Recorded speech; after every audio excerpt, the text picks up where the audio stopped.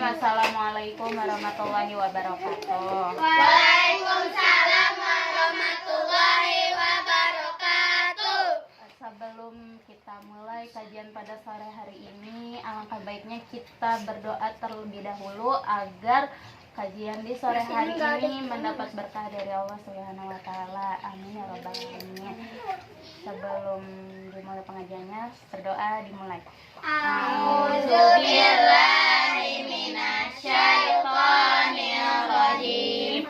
Bismillahirrahmanirrahim. Alhamdulillahi rabbil alamin. Ar-Rahmanir-Rahim. Maliki yaumiddin. Iyyaka na'budu wa iyyaka nasta'in. Ihdinas siratal mustaqim. Siratal ladzina an'amta 'alaihim ghairil maghdubi 'alaihim waladdallin. Amin. Rabbil firli wali walidayya walil mu'minina amin.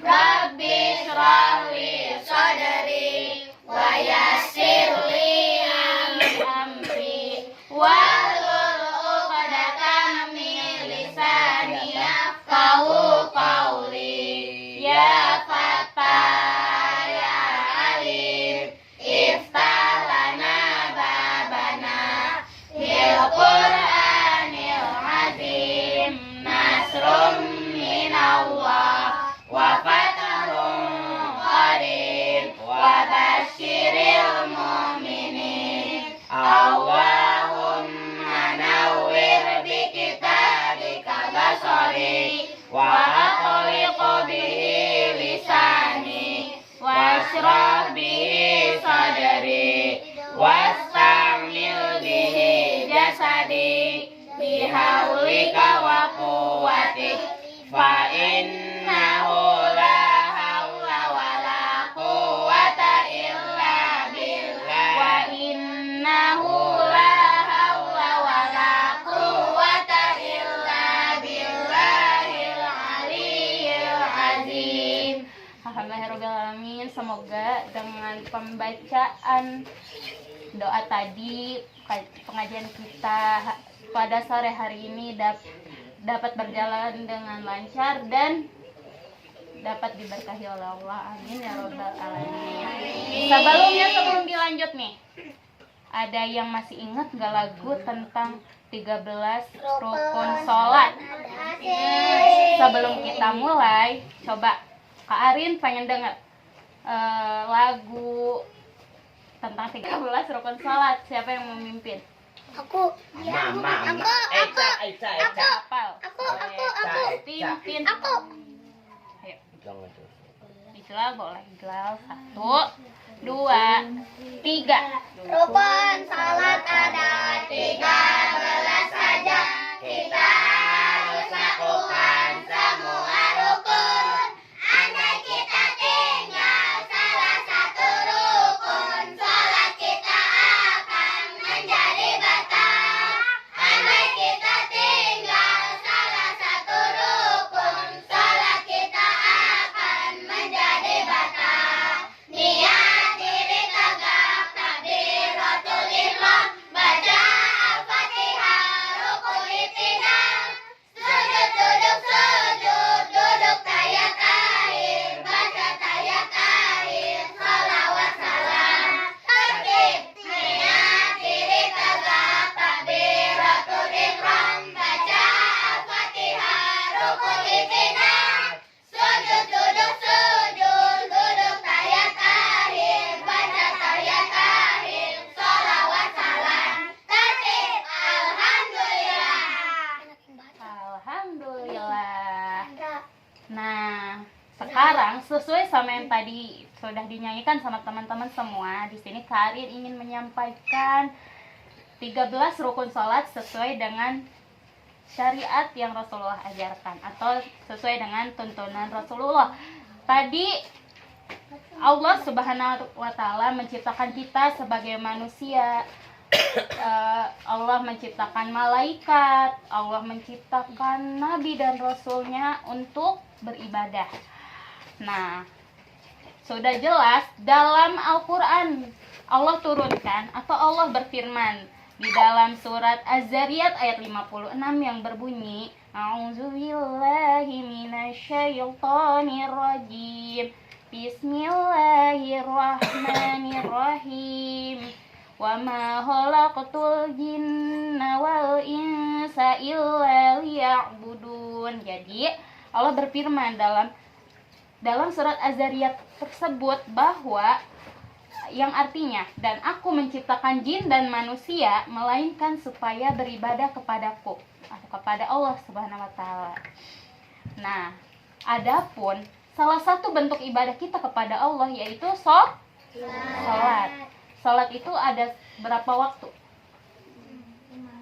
Ada 5 waktu. Nah, 5 waktu itu apa saja? Yang pertama sholat apa? Sholat subuh berapa rakaat? 2.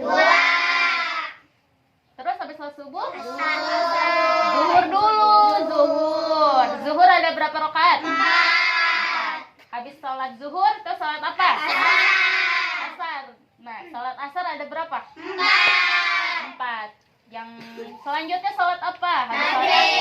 Maghrib ada berapa rakaat? 3. Ada 3. Terus yang terakhir? Isya ada berapa? 4. Nah, dari semua sholat itu ada rukun yang harus kita penuhi. Tadi ada berapa rukun sholat yang harus kita penuhi? 13. Ada 13. Yang pertama ada. Tadi yang pertama apa? Niat. Nah, di sini adapun salah satu tadi ya bentuk ibadah kita kepada Allah yaitu dengan sholat. Kenapa sih sholat? Karena sholat itu adalah ibadah yang akan pertama kali dihisab oleh Allah, yang akan pertama kali Allah tanyakan nanti ketika kita ada di dalam kubur. Bagaimana sholatmu? Misalnya gitu, Allah pasti akan bertanya di dalam kubur. Nah, seorang muslim dikatakan beriman. Kita muslim bukan? Muslim. Nih, kita dikatakan muslim apabila kita menjalankan sholat fardu. Sebagaimana Allah Ta'ala berfirman yang artinya di dalam surat An-Nisa ayat 103, maka dirikanlah sholat itu sebagaimana biasanya. Sesungguhnya sholat itu adalah fardu. Fardu itu apa sih fardu? Wajib. Apa? Wajib ya. Itu adalah fardu yang ditentukan waktunya atas orang-orang yang beriman. Jadi ketika kita mengaku kita beriman kepada Allah, ketika kita mengaku, nih aku muslim, aku Islam, kita harus mendirikan sholat. Nah, kalian pernah masih berpikir apakah sholat kita sudah sesuai dengan rukun-rukunnya? Apakah sholat yang kita lakukan sudah tentu diterima oleh Allah? Kalian pernah nggak bertanya seperti itu? Enggak. Nah, makanya agar kita tahu nih apa saja rukun 13 rukun yang ada di dalam sholat, mari ya simak pembahasan yang akan dibahas oleh Kak Arin. Nah, kalau kalian bertanya apa sih itu rukun sholat, ada yang tahu gak sih rukun sholat itu apa? Ada yang pernah mendengar gak rukun sholat itu apa? Rukun sholat itu seperti apa? Ada yang tahu apa pengertian dari rukun sholat? Rukun sholat yang kalian ketahui, misalnya kalian mendengar, Kak Arin, rukun sholat itu seperti ini, rukun sholat itu seperti ini. Apa coba menurut kalian? Ada yang tahu gak? Tidak ya? Oke, baik. Di sini Kak Arin akan menjelaskan. Yang pertama, apa itu rukun sholat? Rukun sholat adalah setiap perbuatan atau perkataan. Kalau mau ditulis boleh ya. Rukun sholat adalah setiap perbuatan dan perkataan yang membentuk hakikat sholat. Jadi rukun sholat itu setiap perbuatan kita, setiap perkataan kita di dalam sholat kita, kayak seperti halnya gerakan sholat. kayak misalnya takbir, Allahu Akbar, itu termasuk rukun sholat. Dan perkataan kita, nah perkataan kita itu adalah bacaan doa ya, doa-doa yang ada di dalam sholat kita, seperti halnya surat Al-Fatihah, bacaan sujud, bacaan ruku, bacaan iktidal, atau apapun itu disebutnya rukun sholat. Nah, apabila salah satu dari rukun sholat terlewatkan atau terlupakan, itu sholat kita batal. Bila kita ada yang tertinggal nih, misalnya lupa ruku, atau lupa tadi udah sampai mana ya, kita bisa melakukan sujud syahwi. Nah, dalam hal ini meninggalkan rukun sholat ada dua aspek. Yang pertama, meninggalkan rukun sholat dengan sengaja sesuai kesepakatan para ulama. Kondisi seperti ini tentu sholatnya batal atau tidak sah. Jadi ada ulama yang mengatakan bahwa ketika kita melupakan rukun sholat, merupakan atau terlupa nih, misalnya kita udah sampai mana ya tadi, kok aku lupa ya, itu sholatnya menjadi batal atau tidak sah. Seperti tadi lagu yang kita nyanyikan bersama-sama, apabila kita terlupa salah satunya, maka sholat akan menjadi batal. Yang kedua, meninggalkan rukun sholat karena lupa atau tidak tahu. Dalam kondisi seperti ini ada 3 perkara yang harus dilakukan atau diperhatikan sama kita. Jadi ada pula ulama yang berpendapat kalau kita terlupa akan rukun sholat itu ada 3 hal yang harus kita lakukan. Yang pertama, apabila mampu untuk mendapati rukun sholat itu lagi, wajib untuk melakukannya kembali. Jadi mengulang rukun sholat yang terlupakan. Misalnya kayak lupa membaca Al-Fatihah, atau membaca, misalnya nih kayak saking buru-burunya, tadi udah baca surat Al-Fatihah apa belum ya, gitu ya. Terus yang kedua, yang tadi itu yang pertama itu apabila mampu untuk mendapati rukun itu lagi, wajib untuk melakukannya. Hal ini sudah menjadi kesepakatan para ulama. Jadi ada beberapa ulama yang mengatakan bahwa itu harus diulang atau harus didapati rukun sholat itu.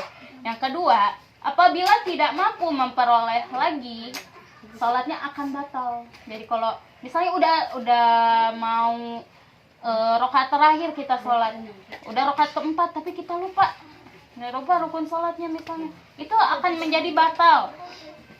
Menurut ulama Hanafiyah ya, yang sholatnya akan batal itu menurut ulama Hanafiyah. Tapi menurut jumhur ulama atau mayoritas para ulama berpendapat bahwa rakaat yang tertinggal rukun sholatnya itu dihapuskan atau tertinggal atau jadi hilang rakaatnya. Misalnya kita sholat asar, kan sholat asar 4 rakaat nih, misalnya ada salah satu yang kita lupa rukunnya, salah satu rukun dari 13 rukun itu, maka sholat itu dianggap hilang. Jadi yang 1 rakaat yang kita tertinggal rukunnya itu maka akan hilang, akan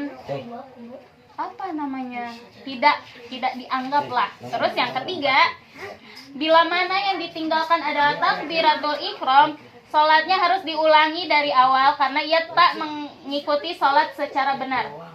Jadi yang ketiga apa tadi? Jika sholatnya bila mana yang ditinggalkan adalah takbiratul ihram atau Allahu Akbar, itu sholatnya harus diulangi dari awal. Karena kan itu awal sholat ya, misalnya Allahu Akbar, tadi udah belum ya? Itu sholatnya harus diulang karena sholatnya itu tidak mengikuti sholat secara benar. Nah, adapun terkait rukun sholat dijabarkan seperti berikut. Di dalam buku fikih sholat mazhab Syafi'i telah dituliskan oleh ulama Syafi'i pada kitab fikih yang mereka karang ya. Di dalamnya memuat mulai dari cara berwudu, tayamum, tata cara sholat, dan kesalahan dalam sholat. Nah, sekarang kita bahasnya yang 13 rukun sholat. Jadi ada 13 rukun sholat. Nah, berikut jadi ini tuh tuntunan sholat yang dilaksanakan oleh Rasulullah, yang diajarkan oleh Rasulullah, atau bisa kita ikuti gitu ya. Rasulullah Shallallahu Alaihi Wasallam yang dilakukan oleh Rasulullah SAW. Rukun salat yang pertama yaitu berdiri bagi yang mampu. Berdiri bagi yang mampu di sini bagi orang yang kuat fisik, tidak sakit, tidak memiliki kekurangan sesuatu apapun, itu berdiri ya, bagi yang mampu. Jika sholat sunnah, ini sholat wajib nih, sholat wajib kita diharuskan untuk berdiri bagi yang mampu. Tapi jika sholat sunnah dapat dilakukan dalam keadaan duduk meskipun capek, kayak misalnya sholat tahajud. Kan sholat tahajud bisa 2 rakaat, bisa 4 rakaat, bisa 6 rakaat. Kalau kita capek kita boleh duduk walaupun meskipun kita mampu. Kecuali dalam keadaan sakit, dalam keadaan tidak bisa berdiri atau cacat misalnya. Kita boleh, Allah itu tidak membebankan kita ketika kita sakit, kita tidak bisa berdiri, kita bisa duduk, sholat sambil duduk, kita bisa sambil tidur, sambil tiduran. Misalnya kita bisa sambil ngedipin mata aja, sekalipun kita harus sholat ya. Kecuali kalau udah meninggal, baru meninggal ya disolatin gitu ya. Jadi hakikatnya sholat sunnah itu disunahkan untuk berdiri. Jadi kenapa? Nah nih, akan tetapi alangkah lebih utamanya dilakukan dalam keadaan berdiri daripada duduk. Jadi Rasulullah SAW bersabda yang artinya, siapa yang mengerjakan sholat sambil berdiri itu lebih afdol. Siapa yang mengerjakan sholat sambil duduk, maka pahalanya separuh dari sholat yang berdiri. Siapa yang sholat sambil berbaring akan mendapat pahala separuh dari sholat sambil duduk. Hadis riwayat Bukhari nomor 1605. 1065. Nah, jadi jika kita mengerjakan sholat sunnah ya, nih sholat sunnah lebih afdolnya berdiri karena pahalanya akan sempurna. Kalau kita hanya bisa duduk, setengah dari pahalanya orang berdiri. Kalau kita hanya bisa berbaring ketika kita sholat, separuhnya pahala dari orang yang duduk begitu. Terus ada lagi nih hadis yang diriwayatkan dari Bukhari nomor 1117 dari Imran bin Husain, Nabi SAW bersabda, "Sholi qa'iman fa illam tastati' faqa'idan fa illam tastati' janbi." Yang artinya, salatlah dalam keadaan berdiri. Jika tidak mampu, kerjakan dalam keadaan duduk. Jika kita tidak mampu lagi, kerjakanlah dengan tidur menyamping. Menyampingnya itu mengharap kiblat ya. Dengerin, mengharap kiblat ya. Jadi ketika kita punya uzur itu apa ya?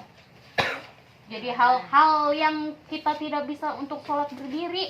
Di sini Rasulullah telah bersabda, jika kita tidak mampu berdiri, kita boleh duduk. Jika kita tidak mampu duduk, boleh dengan berbaring menyamping atau tidur menyamping. Nah, menyampingnya itu ke arah kiblat gitu ya. Nah, yang kedua, rukun sholat, niat yang dibarengi dengan takbiratul ihram. Jadi niat, misalnya kita niat Allahu Akbar, nah niat di situ dengan takbiratul ihram ya. Niat di dalam hati tidak disyariatkan. Jadi niat itu di dalam hati, tidak disyariatkan untuk dilafazkan ya. Karena kalau kita di pengajian nih, kita kan sering usolli fardu. Nah, itu nggak apa-apa karena kita masih belajar ya. Tapi ketika kita sholat, niat itu adanya di dalam hati, tidak perlu dilafazkan. Karena Nabi atau Rasulullah SAW bersabda di dalam hadis riwayat Bukhari nomor 1 dan Muslim nomor 1907, yang artinya sesungguhnya segala amalan itu tergantung pada niatnya, dan sesungguhnya balasan untuk masing-masing orang tergantung dari apa yang ia niatkan. Jadi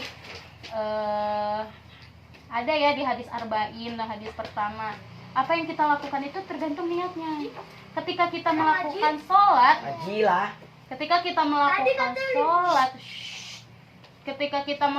sholat, kita harus niat. Jadi kalau kita tidak berniat itu tidak bisa ya, kayak berarti kita nggak niat nih, tapi kita langsung sholat, berarti itu tidak dicatat sebagai amal kebaikan. Terus hadis di atas juga dijelaskan kembali oleh Imam Nawawi dalam Raudat At-Thalibin, buku karyanya Imam Nawawi.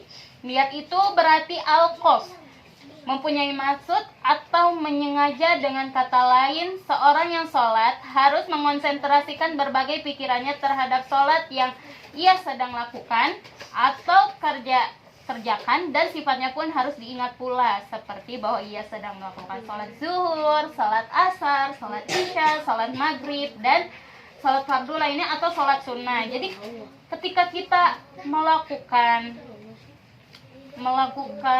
sudah nih kita niat, berarti kita harus ingat kita tuh mau sholat apa. Kita harus ingat, sekarang yang saya lakukan tuh sholat zuhur, jadi saya harus niat sholat zuhur gitu ya. Nah, meniatkan perkara-perkara yang dibarengi dengan awal-awal takbir atau takbiratul ihram. Jadi ketika kita niat dibarengi Allahu Akbar atau takbiratul ihram. Yang ketiga, rukun sholat yang ketiga yaitu takbiratul ihram, ucapan Allahu Akbar di awal sholat. Nabi SAW bersabda, "Miqatahu sholati tuhuru watahrihat takbir watahliluha taslim." Yang artinya, pembuka sholat adalah toharoh atau bersuci. Yang mengharamkan dari hal-hal di luar sholat adalah ucapan takbir, sedangkan yang menghalalkannya kembali adalah ucapan salam. Jadi di dalam sholat itu jadi hal yang utama yang harus kita lakukan apa sebelum sholat? Bersuci, bertoharoh, berwudu, karena menghilangkan kita dari hadas. Nah, terus dalam takbiratul ihram, Nabi Muhammad SAW mengencangkan suaranya sehingga dapat didengar oleh para makmumnya. Jadi ketika kita sholat, misalnya berjamaah, kenapa imam itu mengeraskan takbiratul ihramnya Allahu Akbar misalnya? Karena agar didengar oleh para makmumnya, karena itu salah satu rukun sholat. Kalau itu sampai misal kita lagi sholat berjamaah tapi tidak terdengar suara takbiratul ihram, berarti itu tidak sah. Nah, terus beliau SAW mengeraskan suara beliau dengan ucapan takbir sehingga dapat mendengarkannya untuk para makmum di belakang beliau. Hadis ini diriwayatkan oleh Ahmad dan Al-Hakim, dan dia menilainya sahih, sesuai disetujui oleh Az-Zahabi. Adapun yang dimaksud dengan rukun sholat yaitu ucapan takbir Allahu Akbar. Ucapan takbir tersebut tidak dapat diganti dengan ucapan lainnya. Jadi nggak ada ya Allahu Akbar misalnya diganti dengan la ilaha illallah, itu tidak sah ya. Ya, takbiratul ihram tetaplah Allahu Akbar gitu ya. Tidak boleh diganti dengan perkataan apapun. Kalau ada yang mengganti berarti itu suatu kesalahan yang besar. Nah, yang keempat, membaca surat Al-Fatihah setiap rakaat sholat. Biasanya yang membaca surat Al-Fatihah itu rakaat 1 sampai 4 membaca Al-Fatihah. Tapi misalnya kayak membaca surat-surat lain itu seperti rakaat pertama dan rakaat kedua saja. Jadi misalnya kayak salat asar, rakaat ketiga dan keempatnya cukup membaca Al-Fatihah saja. Nah, itu ya. Jadi di sini kenapa sih kita disyariatkan ketika sholat kita harus membaca Al-Fatihah? Karena Al-Fatihah itu wajib. Rasulullah SAW bersabda dalam hadis yang diriwayatkan oleh Al-Bukhari Muslim, yang artinya tidak ada sholat bagi yang tidak membaca surat Al-Fatihah di dalamnya atau ditambah ayat lain. Jadi yang wajib benar-benar yang ada di dalam sholat itu bukan surat pendeknya, tapi surat Al-Fatihahnya. Kita nggak apa-apa misalnya membaca surat Al-Fatihah aja, tidak membaca surat pendek, tapi yang salah itu ketika kita tidak membaca surat Al-Fatihah, itu tidak sah sholatnya. Kemudian di dalam hadis lain yang diriwayatkan oleh Imam Muslim dan Abu Awanah, Rasulullah SAW pernah mengatakan bahwa apabila seorang yang sholat akan tetapi tidak membaca Al-Fatihah di dalamnya, sholatnya kurang atau tidak sempurna. dalam membaca surat Al-Fatihah, Rasulullah Shallallahu Alaihi Wasallam membacanya dengan memenggal ayat demi ayat, kemudian berhenti, lalu membaca lagi, kemudian berhenti lagi, lalu membaca lagi, dan seterusnya hingga akhir surat. Pembahasan mengenai surat Al-Fatihah terdapat dalam buku berjudul Al-Fatihah oleh Ahmad Khalil. Nah, nih, setelah membaca surat Al-Fatihah, terkadang Rasulullah Shallallahu Alaihi Wasallam membaca surat lain, entah surat Anas, atau surat yang panjang. Tetapi terkadang Rasulullah pun pernah membacanya dengan singkat apabila ada sebab, misalnya beliau sedang safar atau sedang ada peperangan, maka Rasulullah itu membacanya secara singkat. Misalnya surat Al-Baqarah nih, kan surat Al-Baqarah panjang, tapi beliau itu membacanya dengan singkat karena uzur tertentu gitu. Lalu yang kelima, ruku dan tumak-ninah. Ruku dan tumak-ninah. Nabi Shallallahu Alaihi Wasallam pernah mengatakan kepada orang yang tidak benar dalam sholatnya. Bahkan beliau menyuruh untuk mengulangi sholatnya beberapa kali sebab tak memenuhi rukun sholat. Nabi Shallallahu Alaihi Wasallam bersabda, "Summarka hatta ta'ma'inna raki'an." Kemudian rukulah dan tumak-ninahlah saat ruku. Tumak-ninah itu apa sih? Tumak-ninah itu? Nih. Tumak-ninah itu adalah keadaan atau kondisi tenang. Apa tumak-ninah itu?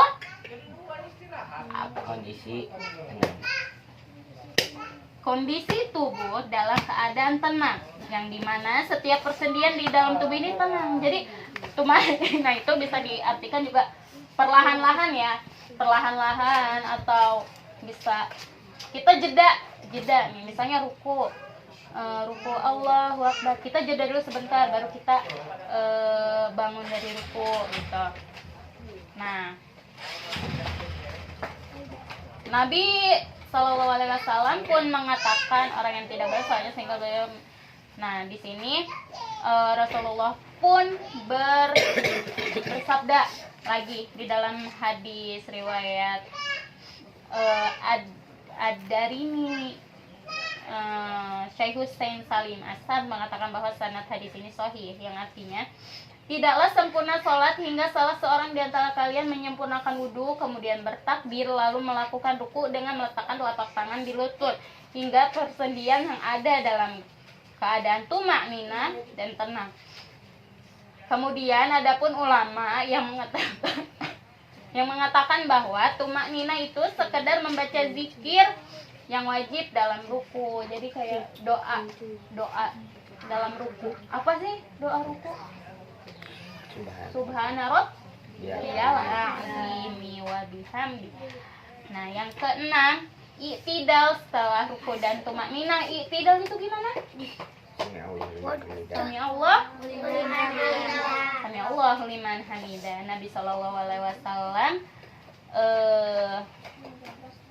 bersabda, berkata, hadis ini diperuntukkan untuk orang yang tidak benar dalam sholatnya.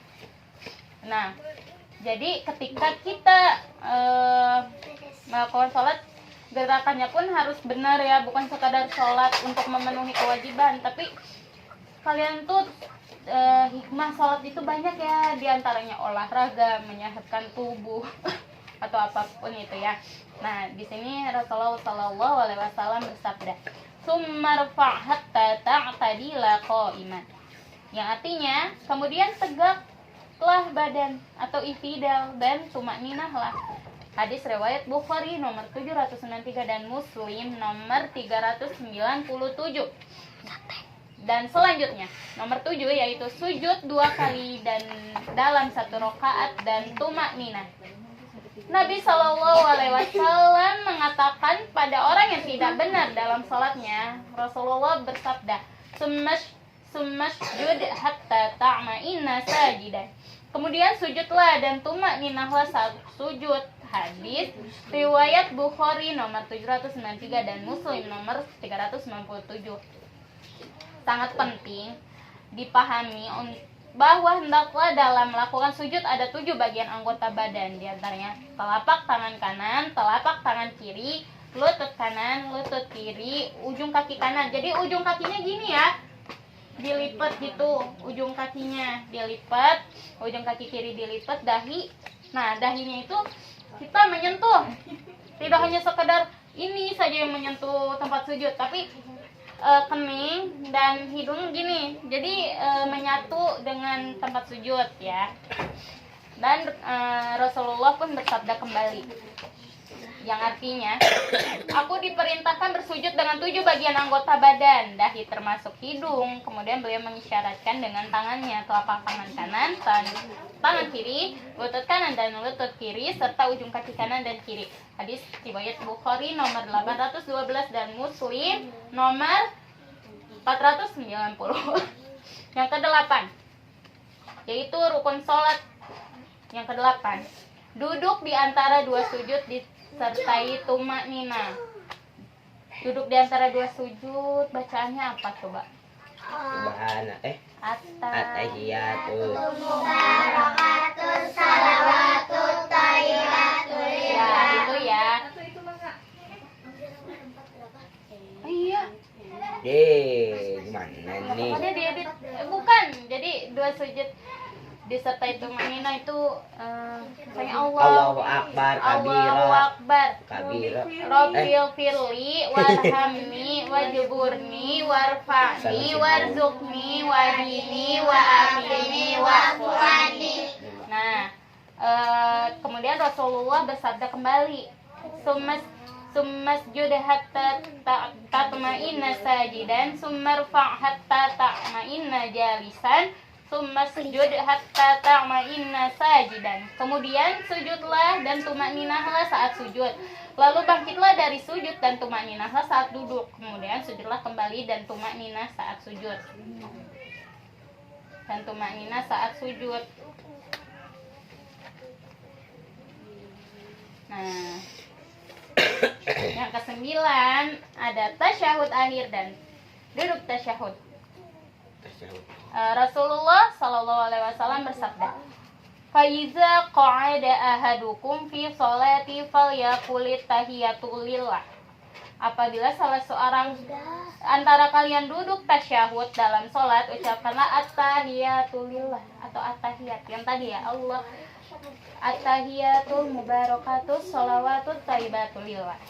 Nah, itu hadisnya diriwayatkan oleh Bukhari nomor 831 dan Muslim nomor 402 dari Ibnu Mas'ud. Jadi perawinya itu Ibnu Mas'ud. Yang ke-10 ada membaca tasyahud akhir. Adapun bacaan tasyahud adalah sebagai berikut. At-tahiyatu lillahi wa salatu wa thayyibah. Assalamu alayka ayyuhan nabiyyu wa rahmatullahi wa barakatuh. Assalamu alayna wa ala ibadillahil sholihin. Asyhadu an la ilaha illallah wa asyhadu anna muhammadar rasulullah. Asyhadu an la ilaha illallah wa asyhadu anna muhammadan abduhu wa rasuluh. Yang artinya segala ucapan penghormatan hanya milik Allah. Begitu juga segala salat dan amal sholih. Semoga kesejahteraan tercurah kepadamu wahai Nabi. Begitu juga rahmat Allah dengan segenap karunia-Nya. Semoga kesejahteraan terlimpahkan kepada kami dan hamba-hamba Allah yang sholih. Aku bersaksi bahwa tiada ilah selain Allah. Aku bersaksi bahwa tiada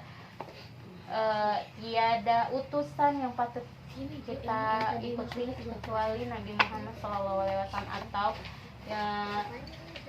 dan aku bersaksi bahwa Nabi Muhammad itu adalah utusan Allah. Hadis riwayat Bukhari nomor 6265 dan Muslim nomor 402. Yang ke-11, bersolawat kepada Nabi setelah mengucapkan tasyahud akhir. Wajibnya bersolawat kepada Nabi itu juga ada di dalam hadis. Rasulullah Shallallahu Alaihi Wasallam bersabda. Rasulullah Shallallahu Alaihi Wasallam bersabda bahwa Rasulullah pernah mendengar seorang laki-laki berdoa dalam sholatnya, yang mana lelaki tersebut tidak memuji dan menyebut nama Allah. serta tidak juga bersolawat kepada Nabi Shallallahu Alaihi Wasallam. Maka beliau bersabda, orang ini terburu-buru. Kemudian beliau Shallallahu Alaihi Wasallam memanggil sambil berkata kepadanya dan kepada yang lain juga, apabila salah seorang di antara kalian sholat, hendaklah ia memulai dengan memuliakan dan menyanjung Robnya yang maha agung lagi maha mulia. Lalu bersolawatlah. Dalam satu riwayat, hendaklah ia bersolawat kepada Nabi Shallallahu Alaihi Wasallam. Kemudian ia berdoa dengan yang ia inginkan. Jadi ketika kita meminta sesuatu, ketika kita menginginkan sesuatu, kita harus berdoa, kita meminta kepada Allah, dan kita harus banyak-banyak bersolawat. Nih, keutamaan bersolawat nih pada hari Jumat. Kan sekarang hari Jumat nih, kita perbanyak bersolawat. Allahumma sholli ala Muhammad wa ala ali Muhammad. Kemudian kita ketika kita menginginkan sesuatu, misalnya ada yang pengen beli HP nih, yuk disolawatin aja dulu, siapa tahu nanti akan Allah kabulkan, akan Allah berikan, walaupun nggak tahu ya entah kapan Allah mengijabah doa kita, mendengar doa kita. Misalnya, ya Allah aku pengen ini, Allahumma sholli ala Muhammad gitu. Nah ini ya, sholawat yang paling bagus yang kita gunakan itu bukan yang sholawat kayak sholawat yang lagu-lagu ya, yang sekarang misalnya sholawat bukan apa ya, yang kayak yang Nisa Sabian. Sebenarnya itu bukan sholawat ya, sholawat yang Rasulullah sering pakai, yang ada tuntunannya gitu ya, yaitu ini, Allahumma sholli ala Muhammad wa ala ali Muhammad kama shallaita ala Ibrahim wa ala ali Ibrahim innaka Hamidum Majid. Allahumma barik ala Muhammad wa ala ali Muhammad kama barakta ala Ibrahim wa ala ali Ibrahim innaka Hamidum Majid. Yang Bu Sulis pernah ajarkan ya kalau kalian sholat ya. Nah itu sholawat yang benar, yang ada di tahiyat akhir. Itu sholawat tersebut diambil dari hadis riwayat Bukhari nomor 497 dan Muslim nomor 409 dari Ka'ab bin Ujrah. Terus yang ke-12 rukun sholatnya yaitu adalah salam. Dalil atau hadis yang disebutkan di awal, miftahus sholati tuhuru wa tahrimuha takbiru wa tahliyahu wa tahliluha taslim. Yang mengharamkan dari hal di luar sholat adalah ucapan takbir, sedangkan yang menghalalkannya kembali ucapan salam. Jadi ketika kita salam, Allah menghalalkan semua yang kita lakukan gitu. Itu adalah hadis riwayat Abu Dawud nomor 618, At-Tirmizi nomor 3, Ibnu Majah nomor 275.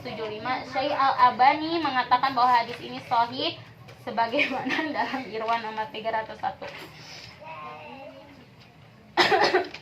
Yang dimaksudkan dalam rukun di sini ialah salam yang pertama. Inilah pendapat dari ulama Syafi'iyah, Malikiyah, dan mayoritas para ulama. Terdapat 4 model, diantaranya salam ke kanan sambil mengatakan Assalamualaikum warahmatullah.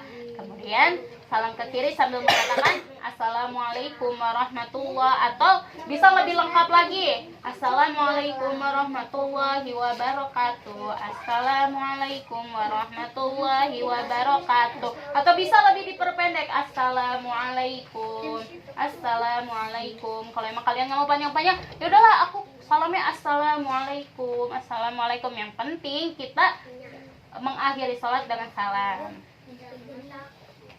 Nah gitu ya. Yang ke-13 yaitu berurutan dalam rukun-rukunnya atau tertib. Nah seperti yang sudah dijelaskan pada poin sebelumnya, Rasulullah berkata kepada orang yang tidak benar dalam sholatnya. Di dalam hadis tersebut digunakan kata summa dalam setiap rukun. Adapun summa memiliki makna urutan. Summa itu urutan. Jadi di dalam rukun sholat ini banyak disarikan dari penjawaban Syekh Abu Malik dan kitab Sahih Fikih Sunnah terbitan Al-Maktabah atau Fikih. Jadi rukun sholat itu ada 13. Mungkin kesimpulannya yaitu, ada yang bisa buat kesimpulan enggak? Kesimpulan.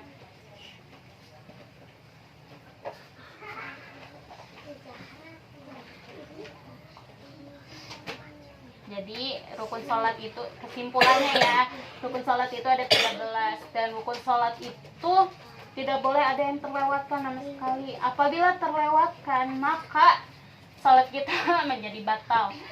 Misalnya kita lupa berniat, tadi aku udah niat belum ya, maka sholat kita tidak sah. Kita lupa baca Al-Fatihah, sholat kita nggak sah. Jadi sebisa mungkin ketika kita sholat, kita harus ingat selalu rukun sholat. Kita harus tumaknina, kita harus pelan-pelan ya kalau sholat ya. Kita nggak boleh terburu-buru atau tergesa-gesa, karena terburu-buru itu adalah perbuatan yang tidak disukai oleh Allah. Karena terburu-buru itu akan membuat kita jadi apa, hayo? Membuat kita jadi apa? Nggak tenang ya. Ketika kita terburu-buru, kayak Eca mau berangkat sekolah, mama udah jam segini, takut telat. Nah itu terburu-buru ya, nanti nyampe sekolah ya udah masuk. Lebih baik kita pelan-pelan aja, tapi mendapat ridho dari Allah, rukun sholatnya terpenuhi semua. Jadi sholat kita diterima dan Allah ridho dengan apa yang kita lakukan ya. Mungkin itu saja yang bisa Kak Arin sampaikan. Mohon maaf bila ada kekurangan. Bila ada yang mau ditanyakan boleh, atau ada yang tidak paham, Kak Arin tadi gimana tentang tadi rukun sholat, rukun Islam ya, salah lagi, rukun sholat. Mungkin kalian belum paham tumaknina itu apa, atau segala tentang rukun sholat mungkin bisa ditanyakan. Mungkin nanti kalau Kak Arin tidak bisa menjawab, mungkin nanti bisa Kak Arin tanyakan kepada guru Kak Arin yang lebih paham tentang fikih ya, karena kan ini termasuknya fikih ya. Kalian nih yang udah pada besar kayak Eca, kayak Ama, Surya, siapa, Jarka, itu harus udah mulai belajar fikih, karena fikih itu suatu ilmu yang emang kita butuhkan, apalagi dalam fikih ibadah ya. Fikih ibadah itu kayak toharoh, kita harus bisa bersuci dengan baik.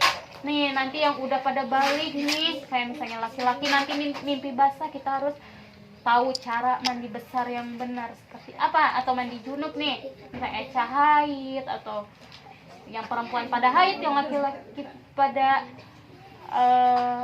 misalnya mimpi basah, itu kita harus tahu, kita harus belajar fikih bagaimana cara melakukan mandi wajib yang baik.